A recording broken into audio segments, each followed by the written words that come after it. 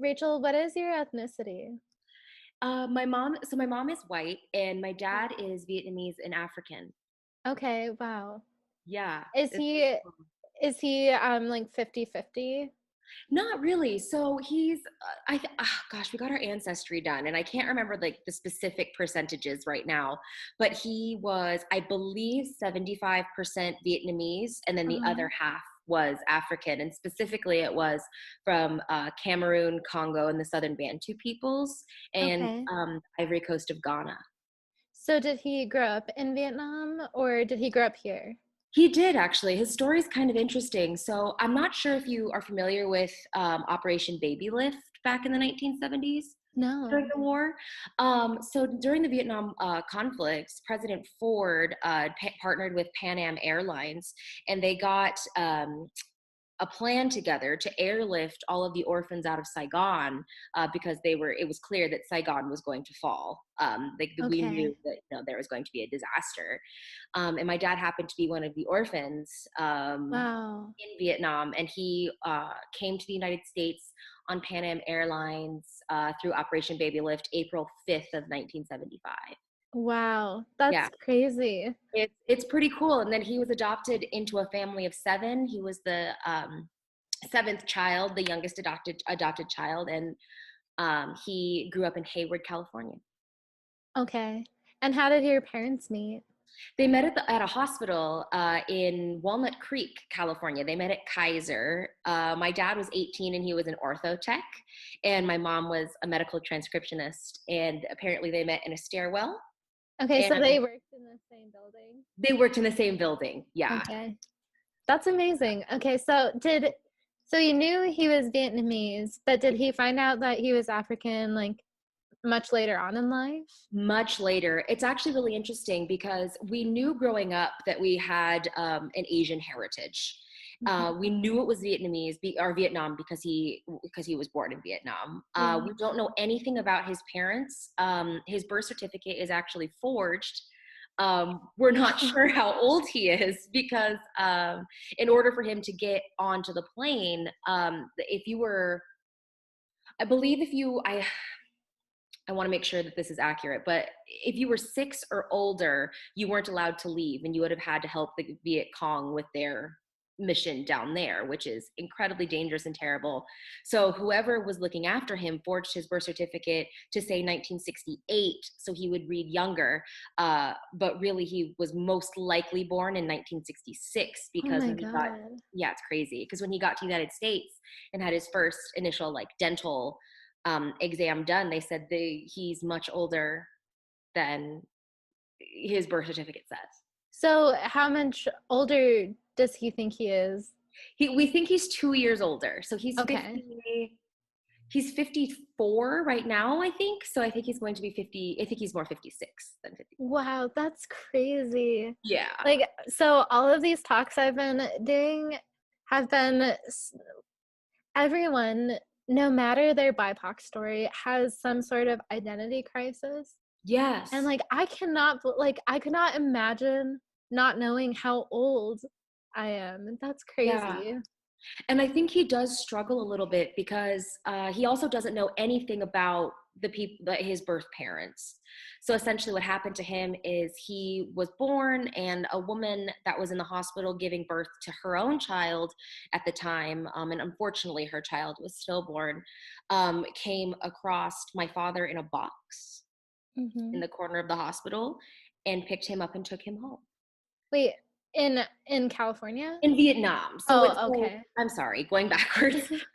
So in Vietnam, he was found. So we don't know who birthed my father. We don't know who that is. We know that the woman who picked him up out of this box in the corner of the hospital and took him home to raise with her other children. We know that her name was Miss Nam, but Okay. that's all we know. And we know that there were multiple children in the family, but we don't know anything about her. Um, Okay. and so yeah, one day, so he would go to school at a Catholic orphanage on during the weekdays, and he'd come home on the weekends, and that's where he learned English and like learned his skills and things like that. And then one day, he remembers the conversation. He went to his mother and he said, "Mom, there's a new building in town. I would really like to go check it out."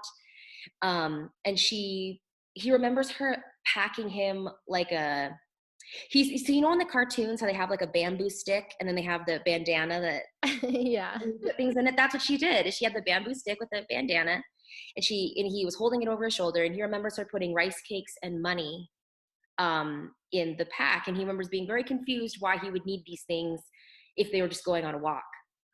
Oh. Yeah. So they approach the building. They approach these like iron. He remembers the gates being iron with barbed wire around the top. And there were kids running around on the inside. And Mom says, "Why don't you go inside and say hi to the kids and check it out and see how you feel about it?" So he goes in with his little snacks and his pack and his money and everything. And the gate slams behind him. And he turns around and Mom is gone. And that happened so to be, sad. is terrible. Yeah, it happens to be Holt International Orphanage. So it was all premeditated for her to get him out of the country. Yes. So whoever she was definitely had his best interest at heart. And now he is a physician here in town, graduated from Stanford University. Yeah, he's a very bright guy. He got very lucky. That's so lucky. So was he able to find her at all, or? No, through Ancestry, he was able to find a distant relative that he reached out to, and I believe they've been in contact slightly, but nothing has really come to fruition from that. Okay. But that's how we found our African heritage. Okay. Was through that, because our whole lives, my father told us that we were Vietnamese, but he thought that we were East Indian, like from India. Oh. Yeah, and it turns out after we got our ancestry done that was completely incorrect. Wait, where did he get that? If he I think it was like I believe he just based it purely on like speculation. It was kind of like Okay. what I think that's probably what his adoptive mother told him, because there was a lot of miscommunication in the records back in the 60s and 70s, especially during the war. A lot of them were destroyed, and so I think that's difficult for us to like find like a real like trace back to Vietnam. Yeah. But yeah, so that's when we found our African heritage. And growing up, because I grew up in Florence, Montana, and then I moved to Missoula in my adult years. Okay. But we didn't grow up with an identity. I was gonna ask, that must have been very confusing. Like, what was your home life like? Did your dad try to practice anything Vietnamese to help him feel closer to his heritage? Yeah, absolutely. And I think his way of doing that was through food. Okay. Yeah. Yeah. And so he researched a lot of Vietnamese recipes and researched a lot of like Vietnamese desserts. He loves Vietnamese desserts. And it was beautiful to see him like blossom during that time in my life. That probably would have been my very early teenage years that he decided that he wanted to get back to a root, you know. Yeah. And I just remember watching him being so elated, because like when he tried these things after he made them, because he recognized what they tasted like, or he had like all of a sudden he had memories associated with these things. And so that's where our culture came from, was through food. Okay. Yeah, I think especially Asians. Yes, for sure. Like, Absolutely. growing up in the Filipino community, Mm. that was just like the biggest thing. One, if you ever went to another Filipino's house, you're absolutely allowed in the fridge. Don't even Yes. ask. But two, that there was already just like 3 different entrees plus whatever, like waiting for you. There was Exactly. like always cooking, and all the like potlucks, but Yeah, like the bonds happen from sharing those things with people, and that's so incredibly special. So as you've gotten older, have you yourself been trying to do little things to connect with your Vietnamese heritage? Yes, absolutely. And it's more of asking questions. with Uh-huh. my dad, and it's hard because the rest of my family is white.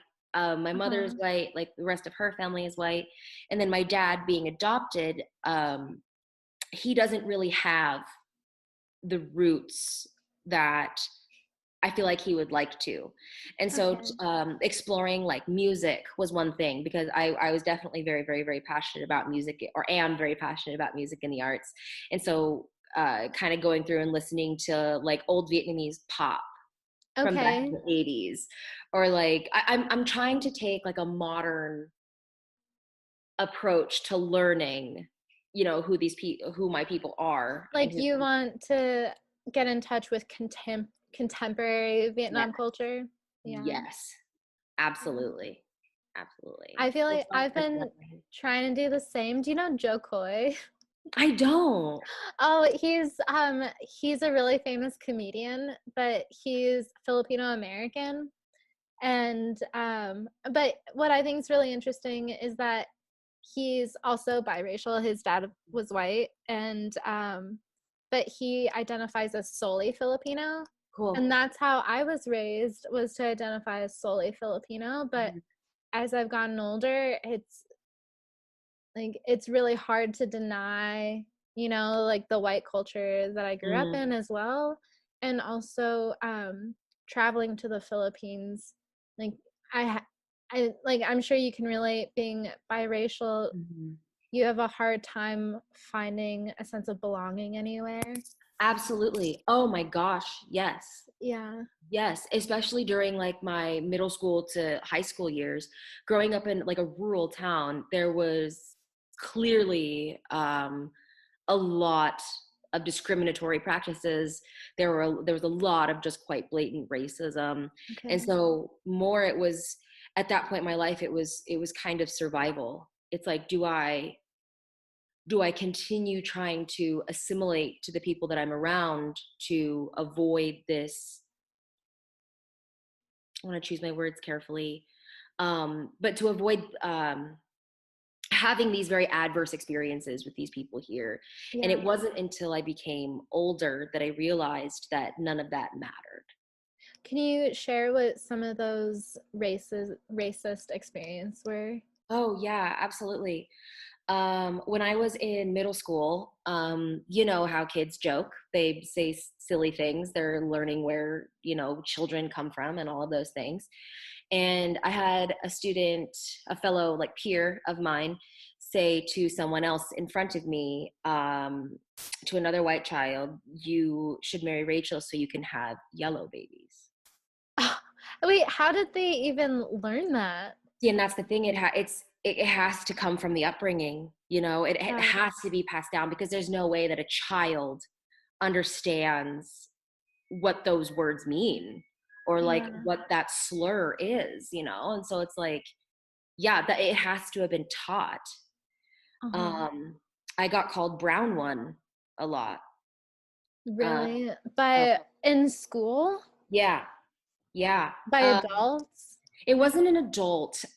It was more of like, it was a child. It was a fellow peer that he was from Alabama. He's very deep south, and his nickname was Bama. Okay. And my maiden name was Castillo, and so that was my father's adopted surname. Okay. And he automatically assumed that I was of like Latin descent, and Okay. so he would make like very derogatory comments, um like referencing like the border and things like that to me, which first of all was just absolutely inaccurate because that's Yeah, I think that's a common biracial problem, is like not only do we absorb the racisms towards our own ethnicity, but we also absorb the racisms from other ethnicities that people mistake us for. absolutely. And they're all just these microaggressions that sort of build up over time, and it's taxing, as I'm sure like many other people have had the experience as well. But yeah, it really kind of like weighs you down,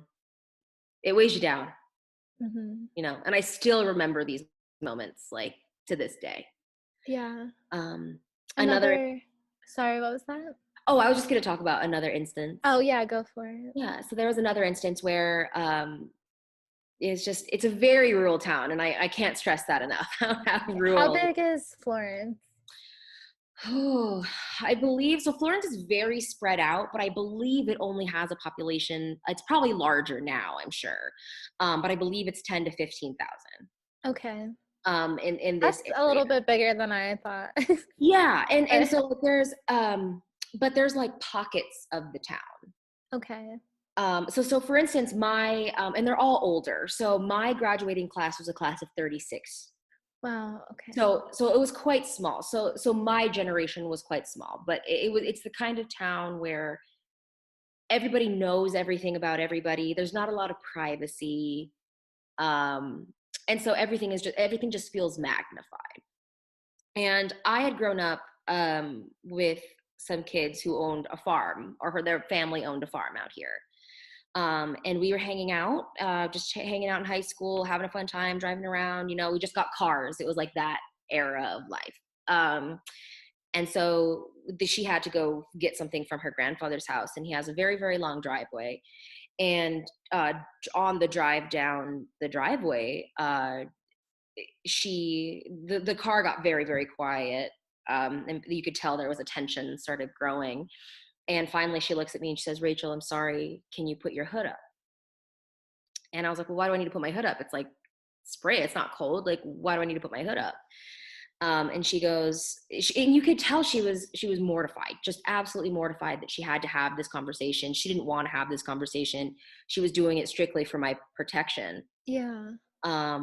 She said, "I forgot," because she didn't look at me that way, obviously. Like, she didn't have those tendencies. But she said, "If my grandfather sees that I'm in the car with you, we're going to have a really big problem." Oh my God. Yeah, I mean, she said there would be guns involved and like things like that. And so she was just like, "Please just put your hood up, like look at your phone, like put your face down. I'm only going to be here for 2 minutes." And that was the moment where I realized that something was wrong. Mm. Something was very wrong. And so then it kind of led me to be self-conscious of my identity. Yeah. It led me to be wary of where I went in my hometown. That's so, it's just crazy to me that I don't know what your experiences are, but in Missoula, this is like one of the safest places that I've felt. In terms of just like fitting in, I not agree. thinking about my ethnicity. Yeah. And being celebrated. And Yeah. everybody being celebrated, and Missoula is such a safe haven. But Florence is not that far. And so it's crazy to think that there are people Yeah. living like that, thinking like that, so close to Missoula. Yeah. It kind of blows your mind, doesn't it? Yeah, That I mean, yeah, I think like you hear about these things, but it's still hard to grasp, I guess. Like, we've all had like these really weird experiences. Mhm. I think yours is more intense than others that I've heard for sure. I can't imagine going through something like that, but it's still like surprising to hear about, especially now, Right. Especially today, you Yeah. know, with our climate and everything. But I have to say that over the past few months, being able to take a stand and being able to be part of such a community, and even to be able to sit down and have a conversation like this with somebody Yeah. who is of the same frame of mind, who is also another person of color, who is also multiracial, I think it kind of it almost makes all of that stress and that pain that causes an individual worth it.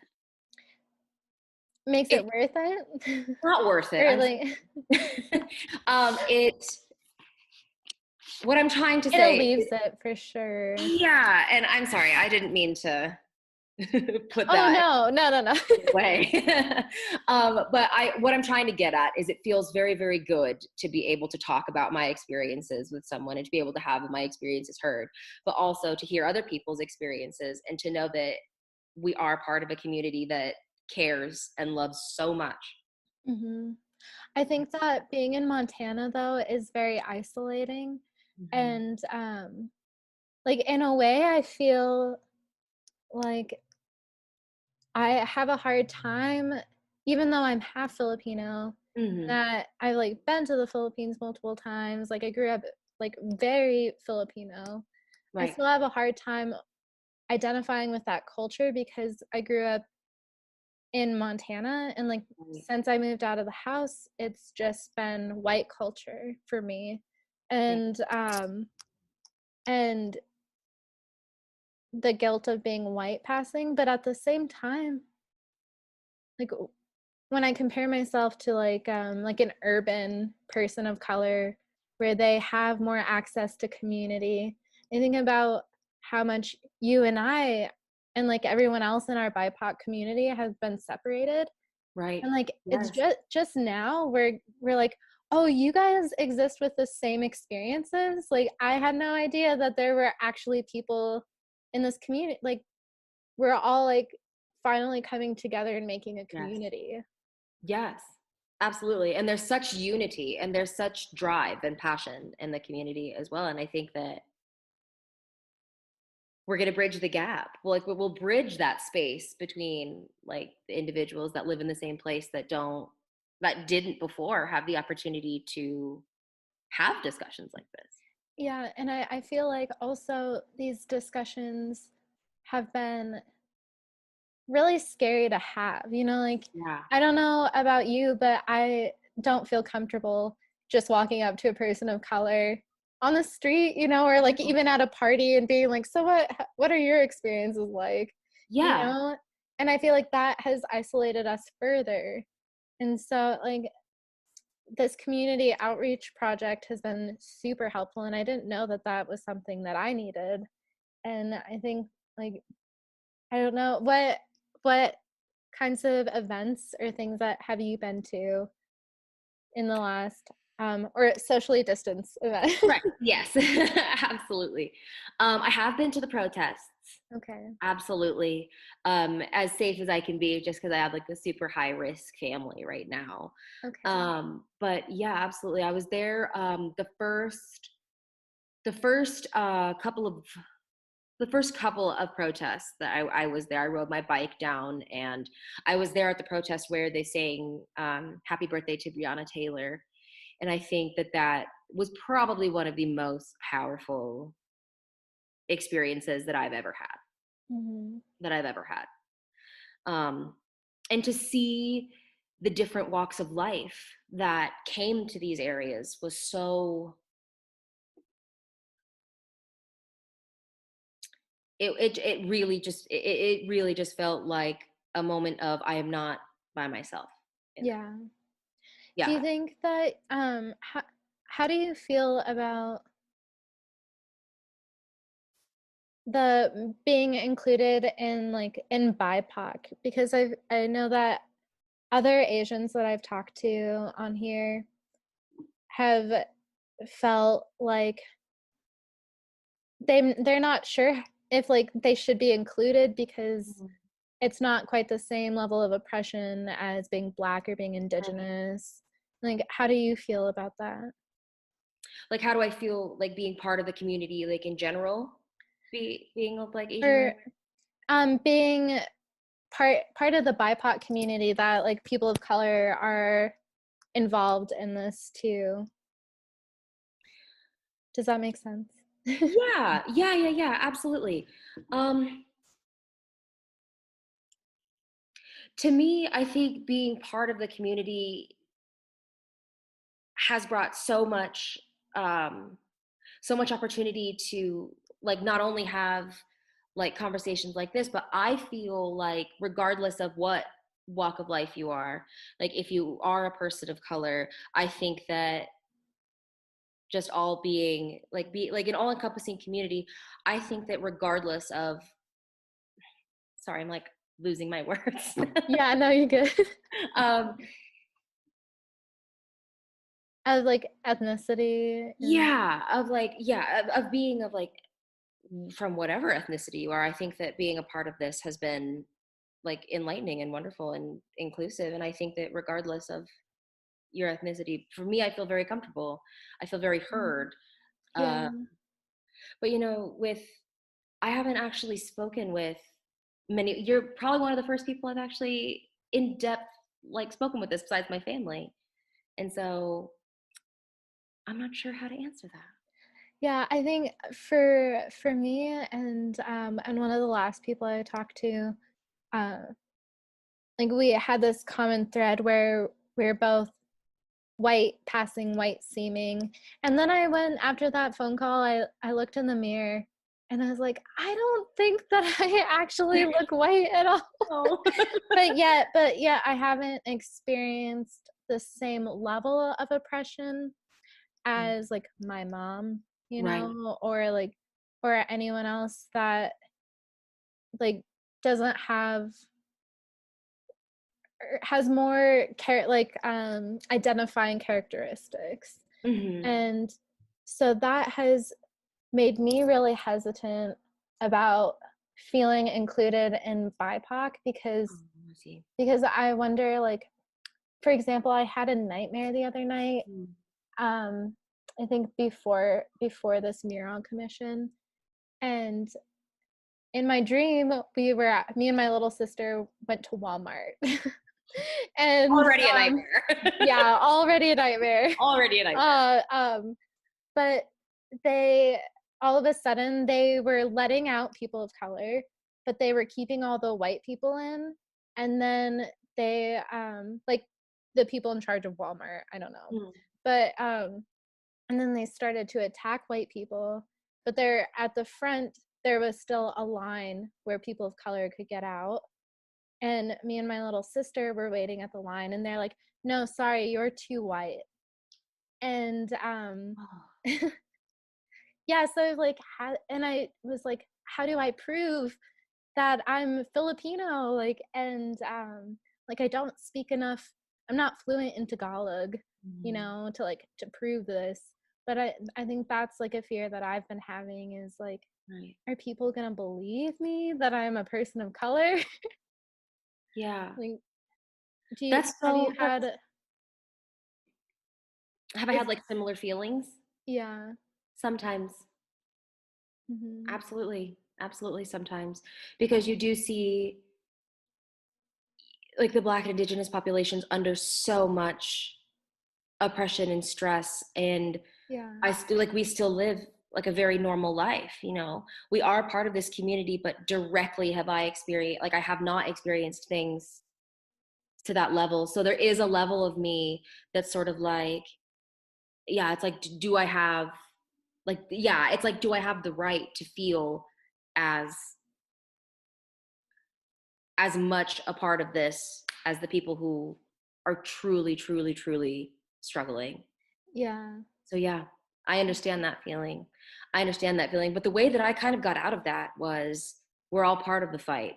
Yeah. Like regardless of what we look like, regardless if we have like very strong features of one ethnicity or another, we're all fighting the same fight. Hmm. We're fighting the same fight. We're all initiating the conversations. We're all initiating the change. And I think that like regardless of your experiences, your voice is heard. Hmm. Your voice is heard for yourself, for your peers, and for those people that are going through really, really, really awful and horrendous things that we can't even imagine. Yeah. And so I think by part of being in this community is being loud for the people that need us. That We need are help. not sure whether their voices count. Absolutely. Yeah. So I Yeah. want I hope to. that makes sense. I hope that was Oh articulate. yeah, no, it did. Okay, Um, good. but I wanted to circle back and Good. talk about what are ways that you've been doing to connect to your multi races, like other than cooking. Yeah, other than cooking. Um, Trying to be more You know, that's difficult. That's Okay. difficult. Yeah. Because I haven't like grow like with my family, I haven't had a lot of opportunity to learn where I came from because we don't know. You know, Yeah. like we don't know. We don't I don't have my grandparents to speak to. Like I don't have relatives that grew up in Vietnam that I could speak to or like lived, you know, and so I think I still feel really lost. I'm Yeah. still really trying to find an identity, and it's almost like I haven't figured out how yet. I think even though I've had access, I've met like all my family in the Philippines, that even still I'm at the same place that you are, Yeah. and I don't know, like I'm just now getting to the point where, so I used to be fluent in Bisaya, which is my mom's language. Mm-hmm. And then when we were in grade school, all of the parents decided to stop using their language with Mm. their children because they were worried that we wouldn't fit in, that we'd have a harder time, that it would inhibit us learning English. And then Oh, wow. and now people say that it actually doesn't inhibit you learning a language, having multiple languages. Right.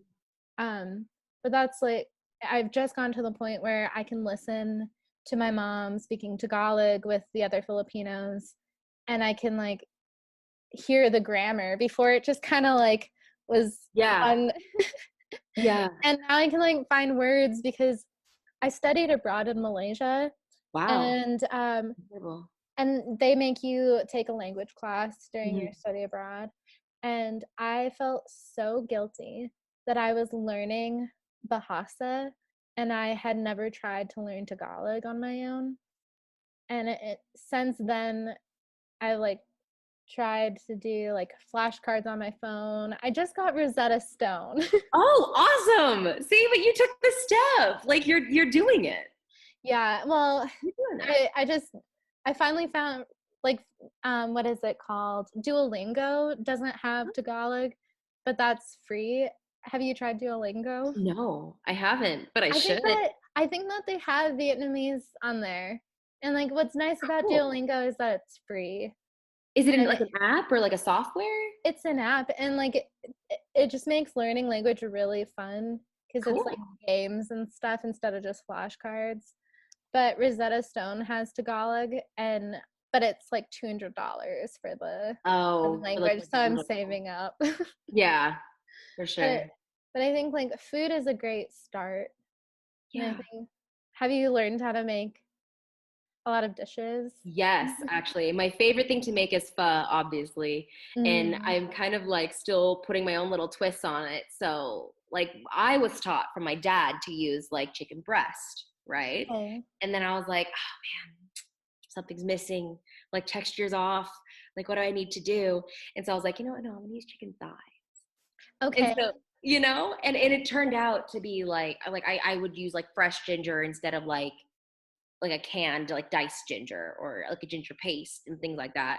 And so to put my own like ideas and personality and like even in the presentation of the food, you know, putting like making sure like I put green onions in the pot, but also on the top, you know, it Yeah. just kind of allowed a little bit of creativity. And I felt,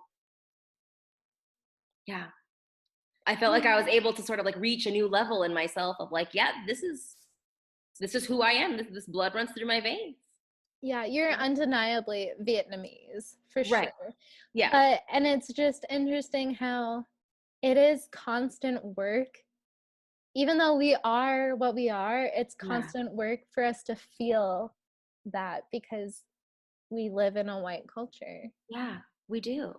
And it's like we don't, especially living in like Montana, like there's not a lot of representation of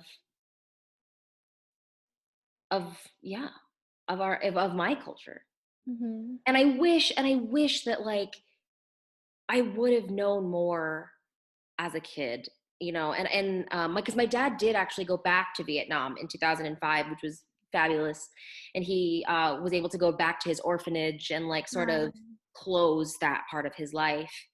And he brought back with him a lot of like authentic Vietnamese like decor, and like he brought us back hats that they would wear like tending to the fields outside, and it's very cool to see all of that stuff in the house, because it feels like I have a place here.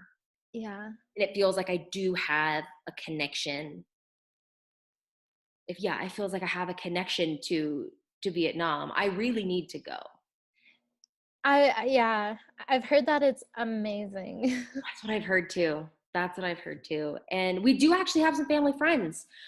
They live in Seattle. And when I was spending a little bit of time in Seattle, we were staying with them, and they are fluent in Vietnamese, and they very, very, very much live in the culture. And I think that my favorite part of the summer was going to visit them and going to the market with them and doing like the food with them and seeing how she would, it was honestly just the way she moved. Yeah. Like It's while it's she was, like, even though you didn't grow up necessarily with that, there's something about being around that that makes you understand yourself better, absolutely, because absolutely. culture is in our DNA. It is. Yeah. So, as you've gotten older, have you met more Vietnamese Americans in Missoula? No, Really? I haven't. And maybe that's because I'm not going to the right places. Okay. Well, um, I like have a friend that is Vietnamese that I can send you his information. that would be fabulous. I would love if you would do that. Yeah. What about the restaurants here? The restaurants, yes. So definitely like I am a regular at Vietnam Noodle. Mm, They're fabulous. They know our family when we walk in. yeah. We've definitely like had some bonding experiences with them. Definitely Pagoda is Thai. But Okay. they do have some like Vietnamese inspired things, and I've whenever I go there, I have, it's always the same girl. Honestly, I don't know her name, and I don't know why I don't know her name, but it's the same girl, and I go in every time, and we always have this very like warm exchange with each other, Mm. because not only do we look similar, but it's very, I can't explain it. Is she Vietnamese or is It's she Thai. Asian? Okay. You know Yeah, what though? But I mean, Vietnam is right there. yeah, So it's that pretty would close. make sense. Yeah. Yeah, And also absolutely. just like I do feel like there's like just an Asian to Asian like There is. There connection. totally is. Yeah. Yeah, I would agree with you there for sure. Well, and I mean that makes sense, because it is like there are different cultures within Asia, but it is, there are a lot of things Mhm. that tie it together. Yeah, absolutely. One thing I kind of struggle with sometimes is it feels kind of lonely a lot of the time. Being multiracial. Yeah, Yeah. yeah, sometimes. And I hope that that doesn't sound off-putting. No, it doesn't. I think I realized I feel more comfortable and belonging with people that are biracial, multiracial. It doesn't matter what they are, that I feel Mhm. more comfortable and bonded with them than Yes, Filipinos, right. because there's something very different about it's that sense of belonging, because at least my mom knows she's Filipino. Yeah, Think she yeah. has that identity. And she always told us when we were growing up, I feel sorry for you. You don't know if you're Filipino or you're American. And even though she told us that we were Filipino. Um, Right. but it is, I totally understand that feeling of being alone. Yeah. And and I honestly, like, until Rio made this list, Yeah. and just like driving around a lot lately, I've realized how many people of color are in Missoula, and Yeah. just like, and I feel like it's growing too. Quickly, like very quickly. It's Mm-hmm. growing. For instance, I had an issue. I had an experience yesterday. where a woman came into my job, and I'm a receptionist at a clinic in town. And she Okay. came in, and she was, I believe she was from the Solomon Islands of Fiji. Oh, okay. Yeah, she was just the most stunning woman I'd ever seen in my entire life. And she was doing a fundraiser, and going around, and like she was making jewelry that she was selling for donation, to the cause. Okay. And she walks in, and it's like she was almost startled to see me. Because she wasn't expecting people She of color wasn't in Montana. expecting it. No, and I mean, she was, and we just had this exchange, and she just kind of had like a sharp inhale. She was like, like she was almost shocked, and Oh. and she said, "Hi, sister." Oh. And I don't think that that feeling will ever leave me, because it was like it because that's how I felt too. Hmm. That's how I felt too. Um, and so to have that moment of like camaraderie, and like to be acknowledged in that way Yeah. was really powerful. I'm so thankful, honestly, for the term BIPOC because growing up, like even if it was like a Filipino like dinner, we still like in our community there were all different people of color Mm-hmm. because that's what like everyone bonded over was just Yeah. being the minority in Helena. And as I got older and like when Trump became president, I felt like that was no longer bringing people together because everybody was really worried about their voices being heard. And I felt like it was separating us rather Mm-hmm. than bringing us together. And so, like, this grouping and just like this term has changed so much. I Oh, mean, like, we're yes. not seeing each other as non allies anymore. We're seeing each other as the same, Yes. and it's creating a much stronger, bigger voice. I agree. Across the world. Yeah. And then it's making these conversations easier to have too. Yeah. Absolutely. Absolutely. And it is nerve-wracking to sort of speak about experiences, and speak about, you know, like the things that are going on today. But for me, honestly, it's like I kind of have to push through that. Like I have to push through that sort of like element of fear. Like, Mhm. am I going to say the wrong thing? Am I going to, Yeah. yeah, like, am I going to be misinterpreted? Like, is something, would somebody take something out of context? So I think that like having this community be so loud Hmm. Yeah, I think that helps. has been such a fear of mine too, is talking to other members of BIPOC Yeah. and being like, I don't want to offend anybody. Yes, But I think like, exactly.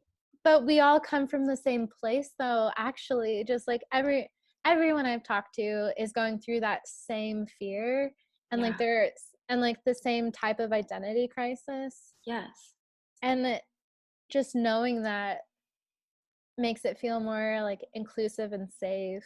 So safe. Yeah. So safe. And to be able to like hear other people's experiences, and like speaking with you, I've learned so much. Yeah. Learned so much about like how to conduct like these sort of discussions, and like not only that, but learn more about you and how you feel, and like your experiences. And honestly, I have to say, I'm really, really honored that you reached out to me to speak about this. Oh, thanks for talking It to makes me. me feel so good, and thank you for doing what you're doing right now. Thanks. You're doing the work, and it's beautiful, and it's really inspiring. Thank you. Yeah, Really it's I inspiring. feel like I didn't know that this kind of self-reflection was going to come out of these phone calls. Right. Like, and nothing's been planned. It's just, just like chatting, and every conversation has been completely different, and I've learned so much from everybody. Yeah. Do you feel like a sense? Do you feel like a sense of growth over like Absolutely. couple of months? Yeah, there's something that is just, there's like a sense of pride in yourself. and your peers that comes from this. Mm-hmm. Yeah, I think like the most important thing that I've gotten out of these conversations so far has been like, I think that I was really worried to bring my Filipino identity to Missoula because it just hasn't worked out so well for me before to talk about it, about being biracial. Um, Like you had and a bad experience, like people being receptive to you, like when you've been talking about it? yeah, I went to art school here, and my senior thesis was all about being biracial and the sense of not belonging anywhere. Mm-hmm. And my critiques were always very uncomfortable for me because I didn't feel like I felt really brushed off, like Oh, wow. that I like shouldn't be talking about this because I'm white seeming and I'm half Asian, which doesn't get the same oppression, you know. Yeah. Um so it's just now that I'm feeling like I can bring that part of myself to Missoula with me and not just leave it in Helena. Oh, yeah. And that's something big, isn't it? It is, and Huge. I didn't know that that was missing, you know? Like, what do you think that has changed the most for you since in the last few months? Kind of similar to you, having the open discussion and being able to take pride in myself. Yeah. And it's like I love myself more. I mean, like I've had, issues, with loving myself my entire life, whether it comes from like body image or um I have like, I mean, even like pigmentation. I don't know if you can tell, but I have like a pigmentation issue on my chest, and it I was just can't tell at all. this might be the light, but it's like it's sort of like a spotty. It's not necessarily vitiligo, but it's like I have like a lack of pigment, like in certain Okay. areas. And so it's like there was always this element of being like so self-conscious, and coming from like having to like being biracial, coming from like my mom being like very fair and my dad being very dark, and it just had this like I didn't know what to even think of myself, Yeah. you Like you know? didn't know which parent to relate to more? Yes, Like, exactly. And I know that that sounds terrible it doesn't. I because think I love them so dearly equally. But yeah, there was a disconnect mm-hmm. on both sides. Yeah. Because I don't think my parents really embraced it either. What do you mean? Like I don't think that they I don't know if they embraced like teaching my sister and I about ourselves, or like teaching us the skills to like communicate with others about things that had to do with race, or like how to deal with the issues that came up. I Okay. don't know if there were a lot of those teachings as Mm-hmm. a kid, which is okay because they probably didn't understand themselves. Did like were you coming home with things and then your parents not really knowing what to tell you? Yeah. Okay. Yeah. I'd come home with like an experience, or I'd come to them with an insecurity, and they always did their best, like their absolute best to try and help me and teach me through it. But I think that they just didn't know how. Mm-hmm. They didn't know how. They didn't know how to navigate such things. And so it was more of like a, oh, rise above it. Just rise above it. Just rise above it. You're better than this. Instead of being like, okay, well, let's deal with this. Like let's handle these feelings, and then let's figure out how to move them into like good energy to like be productive and know how to handle these things in the future. So do you feel like you're revisiting a lot of these experiences as an adult? I do. Yeah. I do. I feel like I'm dealing with them now. Mm-hmm. Like they kind of got buried back in the day, and now with everything, things are kind of bubbling up. But I feel like now I have the tools, and I have the community, and I have like the opportunity for discussion, that I can work through these issues and these feelings and these like experiences with other people who have experienced similar things. And it honestly kind of feels like kind of like a sigh of relief, and it's just like I Yeah. am not by myself. Yeah. Yeah, It's been wonderful. Do you know Alex Kim? Do they go to school at the U? Um, no, I don't think he might have at some point, but he is Korean American. He's a Oh, wow. photographer. Um, he put together this group, and I think it was BIPOC Outdoors, but I think it's Elevate Montana now. Oh, I cool. can send you the Facebook group. Yeah, that'd be great. But he works for Empower Montana, and they put on these like Sunday/weekend events, and they've gone on some rafting trips. Oh, And wow. they're going Cool. camping together, and yeah, so it's just a bunch of people of color coming together, hanging out, having like fun, and being able to talk about their experiences together. Yeah. But yeah, so I think a couple have happened so far, and I'm gonna try and go to some in September. Yeah. That So would I'll be send you awesome. the group. Cool. That would Um, be, thank you. I do have one last question for you. Sure.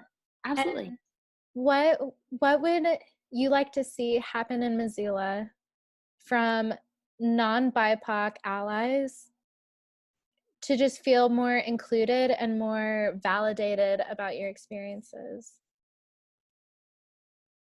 From non-BIPOC members, Hmm. I would like to see other people be be curious.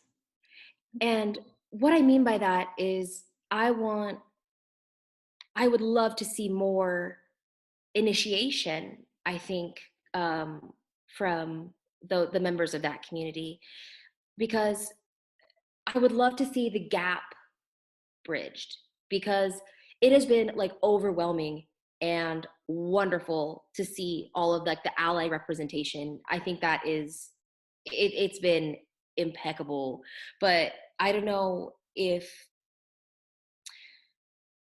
because I've also kind of gotten the sense that members of that community might also be nervous to talk about these kind of issues because Yeah. they're kind of concerned of, oh, do I have like ground to speak about this? Or yeah, or they don't want to say the wrong thing, just as we don't want to say the wrong thing to each It's other. 100%, 100%. So I would like to see like a level of comfortability, like having those questions and like a level of openness and saying like, hey, like I would love to see like the eagerness to learn those things. Yeah. It's like to be less afraid of offending someone with something that they have to say, but take it as an opportunity to ask a question, be like, would this be offensive, or like, Yeah. would this be something that could be taken in a negative way? Yeah, I'm also like not offended that easily. And I like do Me you either. yeah, so I think that's important for people to hear, is that Yes. like we're open for you to ask us questions even if you say the wrong words. Yeah. Yeah, because it's an opportunity for both sides to like broaden themselves and grow and learn, I think. Hmm. So that is something I would love to see, is like, yeah, like bridging the gap between like eliminating that fear, Yeah. I And think. how do you think that has to come from within the individual? Because I feel like that fear is different for everybody. I feel like that fear is so multifaceted, like taking into account like individual life experiences, or like individual like how like communication style, even it could come down to the smallest thing. So just finding that like unity and that rhythm to like have like to bridge that gap, I Yeah. think. But it has to come from willingness, it has to come from like, I want to put myself in this uncomfortable situation so I don't feel this uncomfortable situation anymore. Does that Yeah. make sense? So Yeah. it's like kind of have to have like my very, very much so, myself included.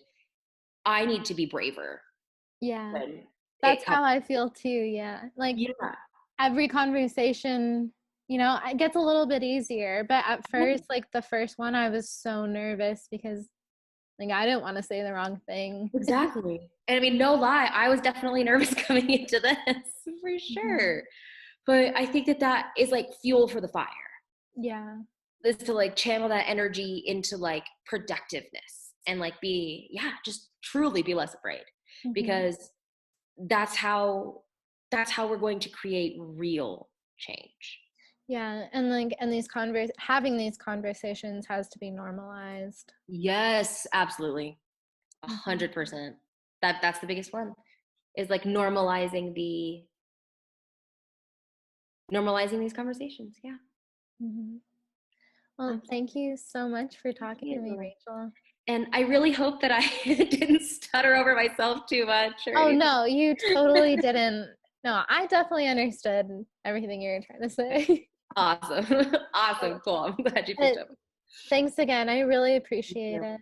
Of course. And I can't wait to see, like, are you going to be like posting stuff with what you create? Because it's a Oh mural, yeah. right? Yeah, so it'll be on the back of the import market.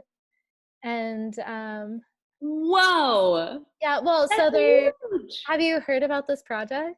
No. Okay, so the ZAC commissioned 4 BIPOC muralists, and we all happen to be female, which is another just like slam dunk. Yes. But Yes. so 2 of the artists are indigenous, and then there is I believe that she's Romanian. She's from Bozeman, Wow. Very and cool. then there's me. That's So awesome.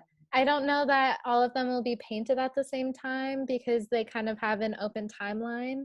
Hmm. But eventually, when we're all done in the next couple months, there will be 4 brand new murals back, like side by side, on the back of the import market. I'm very happy for you. That's incredible. And for all the other Yeah. artists, I'll have to really follow the project. Yeah, I can send you the Instagrams for those people too. Yes, please do. Please, please do. I feel like I've grown even in this conversation, like being more in the community. So Yeah. Well, thanks, amazing. and then I hope to see you at a BIPOC event. I hope to see you at a BIPOC event. Okay. Cool. Have a good All right. day. You too. Bye bye. Bye.